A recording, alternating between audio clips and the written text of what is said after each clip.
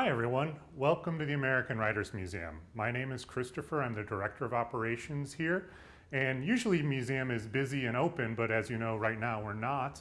But we wanted to take time today to show you our Tools of the Trade exhibit, show you some of the typewriters that our visitors usually get to use, show you a little bit of how-to with the typewriter and some repair things if you need them. We'll be answering questions, so ask some questions in the live chat. And I want to show you then after that some kind of more historic and cool typewriters that we have. We're going to start in our Tools of the Trade with Frederick Douglass and his inkwell and pens. It's kind of where writing started, and it doesn't matter so much what writers used, it helped them express their ideas, but you can see from Frederick Douglass's speech over on the side, that replica there, that pen and ink could get a little messy.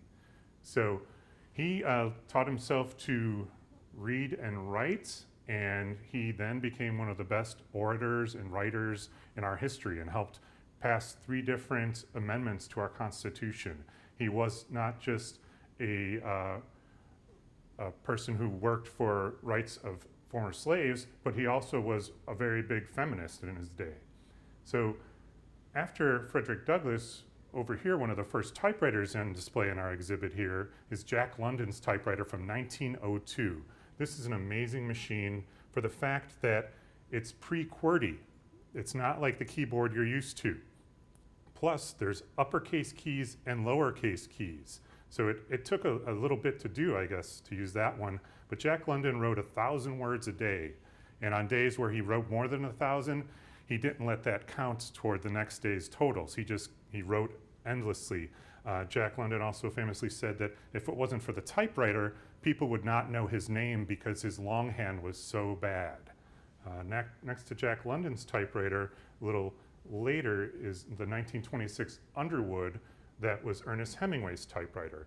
Ernest Hemingway used to like to write standing up, and he had the typewriter there, and he would hit with such force that the tube on the back, the platen where the paper rests against, it's made of rubber, and his is imprinted with many of the letters he used to type so forcefully. When the collector Steve Soberoff, who loaned us many of these typewriters, when he first got this typewriter, it had some black strips underneath he thought looked like old kind of bacon, dried and blacked bacon, but it's actually photo negatives. And above the typewriter here on the shelf is a picture, the oldest known picture of Ernest Hemingway, and he's the little boy in the back of the boat there. They're at their lake house in Michigan. So that is kind of a really neat bonus find for any collector when you get a purchase of a typewriter and you get a historic photo along with it.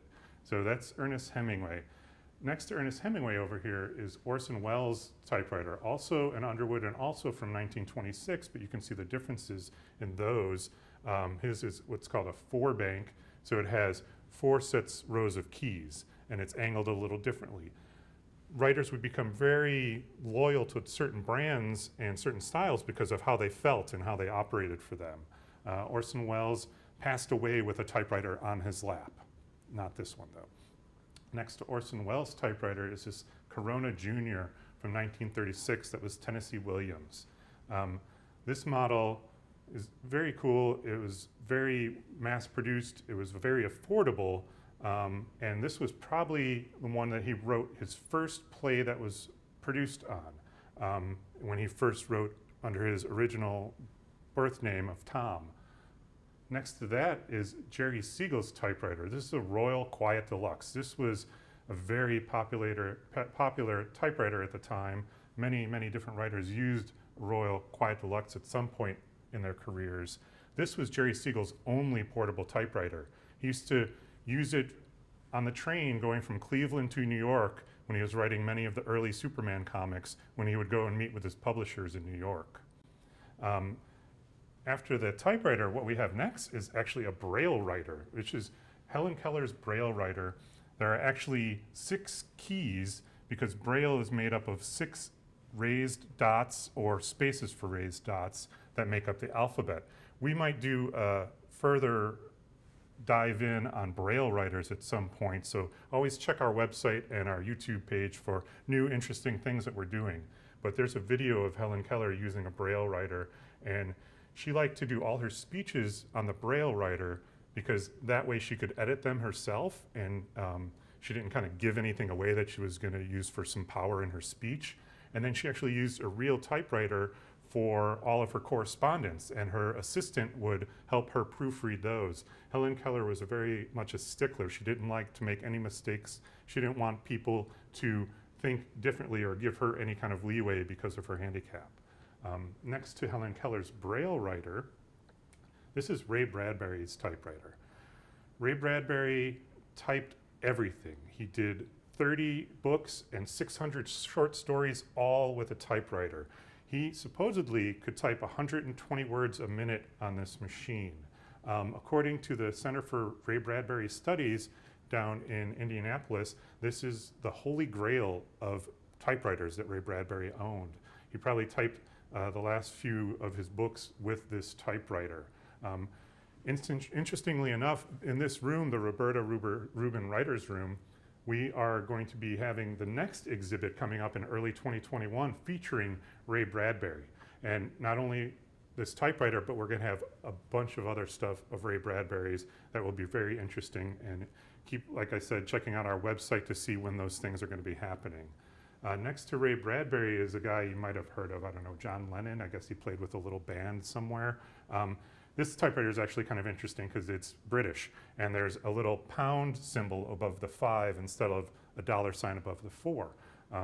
This was owned by him early in his career, pre-Beatles, we would say.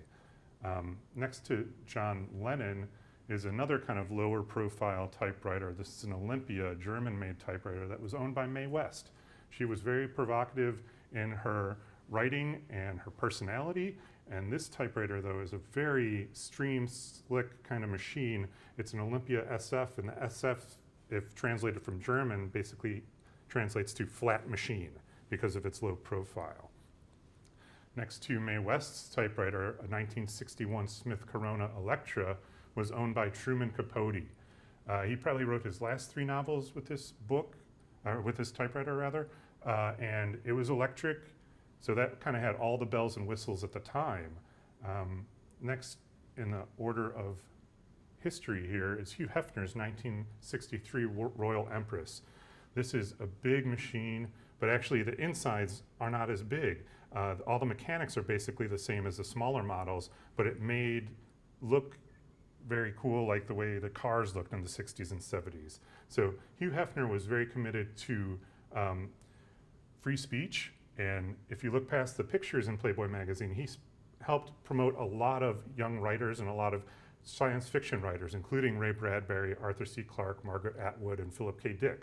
So he was a big proponent of getting writers the due they deserved. And we have to give a special thanks to Christy Hefner, who helped introduce us to Steve Soberoff and helped kind of get this whole collection together.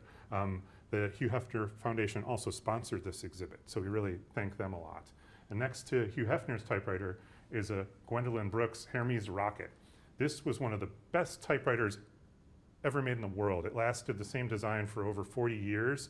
It's very streamlined, small, but it has all the same functionality as Hugh Hefner's bigger typewriter right next to it. So Gwendolyn Brooks was actually a professional typist before she made it as a writer, and so she really knew the tools. She knew the tools of her trade.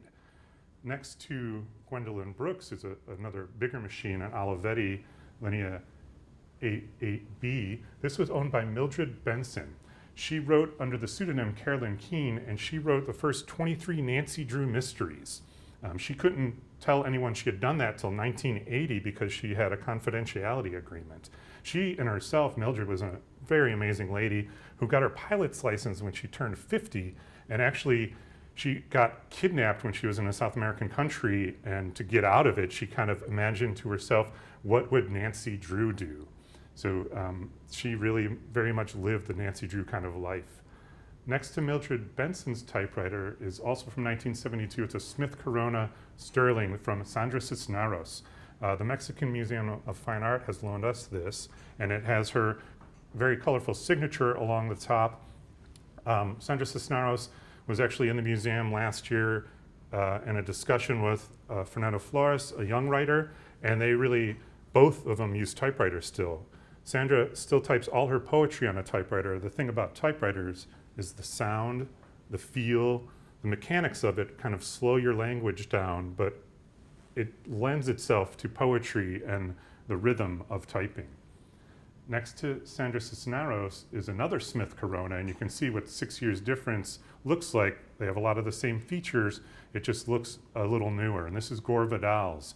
He did not like using a computer at all. He preferred pen and paper and typewriter. So even in the later years where computers were readily available, he preferred using a typewriter. And next to Gore Vidal's is Maya Angelou's electric typewriter. This is an Adler. And Maya Angelou, you know, she was given a computer, and in fact, Oprah Winfrey gave her an iPad. And all she liked to do on the computer and her iPad, according to her grandson, was play Boggle.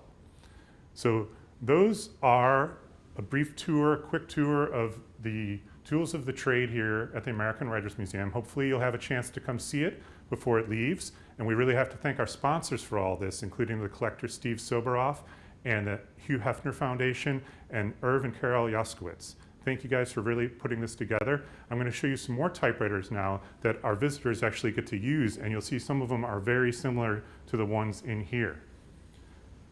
So on our Story of the Day exhibit, we have usually 8 typewriters lined up, and people are allowed to use them. I kind of piled it on a little so I can show you a bit more today. This is a huge hit for our field trips and our regular visitors alike. The kids really learn a lot. We start with a IBM Selectric. That's electric. It's like right before computers in 1978. It is very easy to use, really no difficulty. Anyone that sits down at that is going to type like they do at their own home machine, their computer rather. And when you get into manual typewriters, that's where it becomes a little interesting because you actually have to hit it pretty hard. You have to hit it with some force to get the ink to appear on the paper. This one, you might notice, looks very similar to Sandra Cisneros. It's in fact from the same year. And so people can come out here and try their hand, or both hands, at using typewriters that are exact replicas of the typewriters that were used by famous writers and owned by those famous writers. So we have one that looks like Sandra Cisneros is here. We have this one, the green one back here, is an Empress, just like Hugh Hefner's. Cool thing about in here, I don't know if we can get a shot of this, but you can see all the space that's left inside there. So it really was like a car from the 60s or 70s, where it was a lot of space. These typewriters would be considered like desktop models, whereas these are like portable. This is an example of a portable case where it's actually its own little table. So a lot of war correspondents and journalists would use a typewriter and typewriter case like that so they could travel with it and have their desk on the go. You think of it, imagine people on the L using a typewriter as you're going to work. Some really interesting things I want to show you about typewriters, little basics, because some folks don't know anything about typewriters. Some people know some people even own typewriters. This is a good time if you own a typewriter to be working on it, using it, because you can't do that virtually. You can't do that with a computer.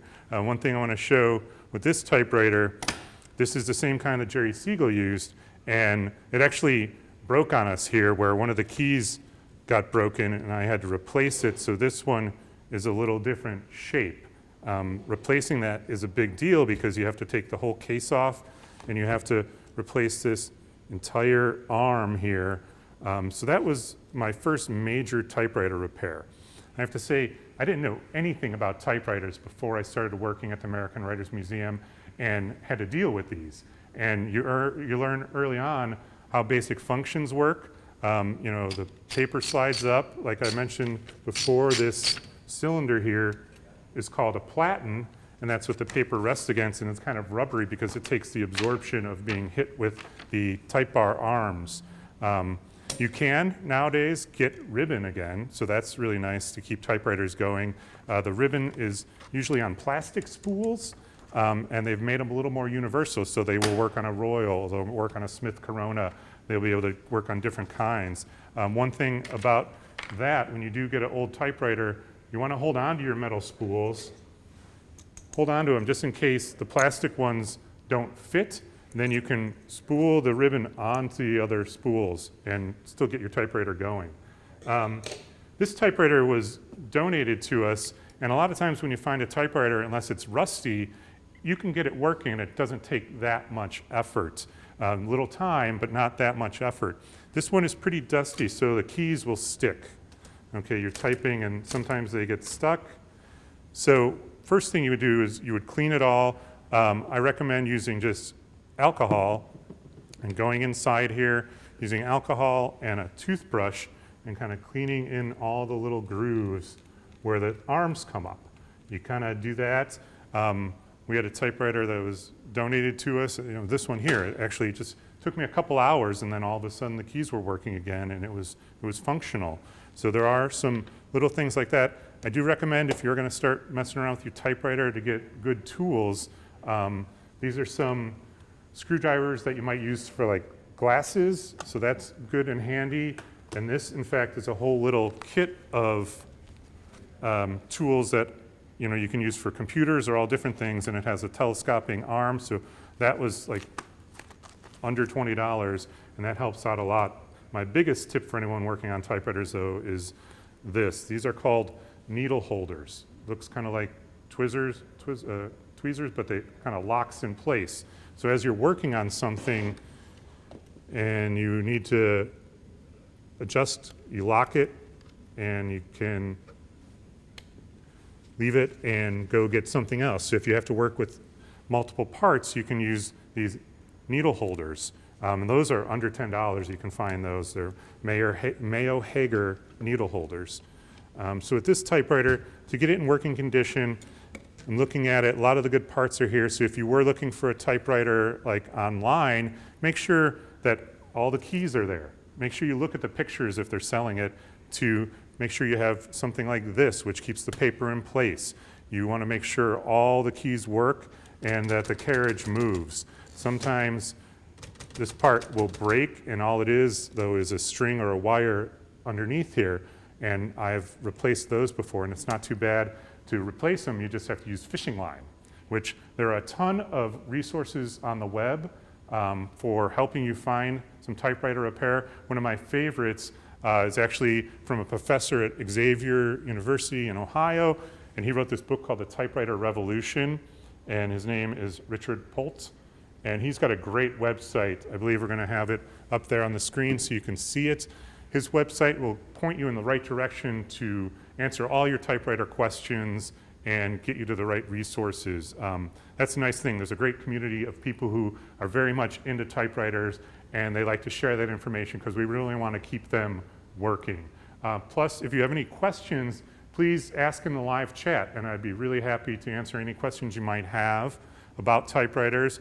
If you have one and need to get it repaired, Richard's site is a good place to go. If you have one and you want to find out what year it's from, you have to find the serial number, and then there's a great typewriter database that you can look up the make, the model. This is a Smith Corona Silent Super. You can look the make, the model up, and you have to find the serial number, and they're in different spots. This one happens to be underneath the hood here, so to speak. Some are on the frame. Usually they're in spots where it can't get broken or fall off. Some typewriters actually have serial numbers on this sliding carriage as well as on the base of the machine. So you kind of have to figure out where your serial number is, then you just go to that typewriter database and you can find out what year it's from. So all these have been sourced. I know what year they're from. A lot of them were donated to us, and we always appreciate that. So if anyone has any questions, I'm really happy. The invention of the typewriter, that's kind of interesting. The guy who first did a patent on it was in 1714, but there's no proof that he actually made a machine. And then in the middle to late 1800s, as we moved from a more rural kind of culture to more urban and more industrialized, we were really trying to speed up processes for all kinds of human living. Typewriters are the only machines made just for writing. So the idea was at first that you would be able to type and share it with other people, like the way Jack London said if he had to read his longhand, no one would understand what he was saying. So typewriters really kind of helped get everyone's works out there. I had a 5th grader here on a field trip who, after typing for a little bit, she's like, it's like an instant printer. And that's pretty much what it's like. It's like an instant printer. So it's really, really neat. I have favorite typewriters. I have favorite typewriters to use. At home, I have a Smith Corona, kind of like this one from the 50s. That's pretty much my everyday. And you would see writers would become brand loyal. Like I prefer Smith Corona just the way it feels. Some people really stand behind the Royals or the Underwoods. So it's really kind of personal preference. And that's a neat thing about our display here. When you can come into the museum and try out the typewriters, you can kind of say, ooh, I like this kind over that kind. And every time we have field trips here, I always ask the kids, like, try out different ones, see which ones you like. And the people who really are getting into the typewriters, they will definitely have a preference, and they will definitely find something like, oh, I like this one a lot more. So please, if you have any questions, go ahead and throw them in the live chats. Some of the typewriters I wanted to show you on the end here are more of historic kind of significance. This typewriter is the Smith Premier 4, and it was from actually 1896 to 1914 this was made. What is the main part of the typewriter that makes it work? Main part of the typewriter that makes it work, that's an interesting question because it's all kind of arms and levers, okay? So you push the key, it strings an arm, and then there's an attachment back there that brings the type bar arm up to then hit the paper, and the ribbon also comes up, so it hits it at the same time. So I would say a good brand, someone wants to get into typewriters, you want to look for something solid. Don't go in for a project unless you are looking to do that. Like for my niece and nephew's 8th birthday, they all got typewriters, and this kind of Smith Corona is what I sent to them because one thing for little kids, it's got a solid bottom, so you can't really stick fingers in there, but it's also just really well made. And what I like about Smith Coronas too, some of the typewriters have linkages that are metal or springs, so when you touch the arm, it goes to a linkage that connects it to the other part that comes up and hits the paper. So some of those linkages can break, and it's hard finding parts for these older typewriters. So I would say what I like about Smith Corona is the linkages here are kind of made to come apart, and then you kind of clip them back in place. So this one, like the linkage doesn't break, it kind of get worn out, but you can, since it's metal, you can kind of bend it back in place. And that's a big one I use with these needle holders because you can position it, click it in, and use the other one to help get it in place. So when you're looking to purchase on eBay, really look at the photos. A lot of folks who are selling on eBay have just found it in someone's attic or basement. A lot of times they will just say as is and they haven't even tried it.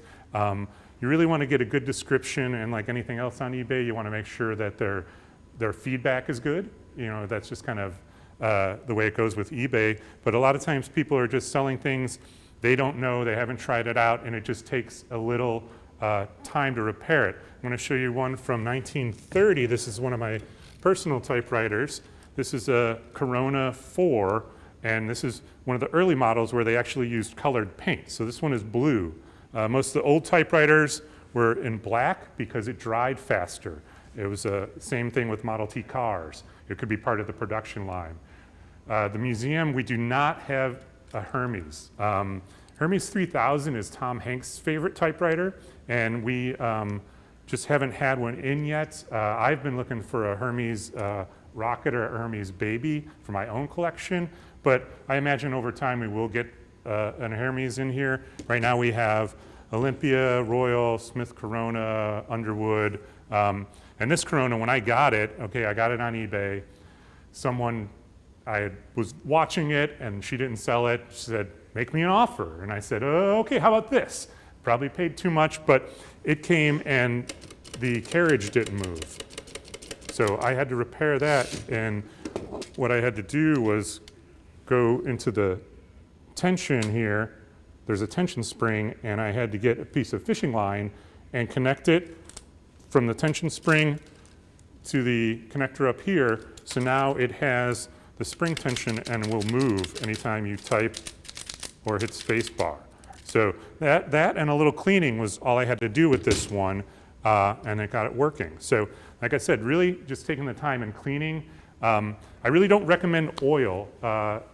Get it all clean first. When you start putting oil on, what you're gonna do is get a little more gunk and dust action happening in there, which actually might do more damage than you're gaining from any kind of lubrication. I would say really start with cleaning. These machines were not made to, you didn't really need to oil them that much. So I would say start with the cleaning, but Richard's website does have a lot of great information. People have also talked about WD-40. Really, I really just recommend cleaning them with alcohol first, then seeing how it functions, and then going to the next steps if you really think that it needs lubrication. So I'm getting some questions across. Please keep them coming. Stores in Chicago that see typewriters as in repairs, there used to be, there really aren't anymore. You know, it's funny though, they are making such a comeback that you can get manual typewriters. They are selling them on Amazon. It's a Royal typewriter. I do believe it's made outside of the United States, but it does still have the Royal name, and it's still a manual typewriter. So they are making a comeback.